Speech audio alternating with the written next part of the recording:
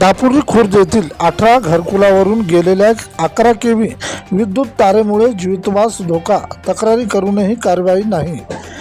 वाशिम जिल्ह्यातील रिसोड तालुक्यातील दापुरी खुर्द येथे शासनाच्या घरकुल योजनेअंतर्गत सुमारे 25 वर्षापूर्वी बांधण्यात आलेल्या 18 घरकुलावरून 11 केव्ही उच्चदाब विद्युत वाहिनी गेल्याने तेथील नागरिकांच्या जीवास धोका निर्माण होत आहे। या विद्युत वाहिनीच्या विद्युत तारा झिजून बारीक झाल्या आहेत, तसेच या विद्युत तारेची आवरण फिटिंग सुद्धा जीर्ण झाले आहेत।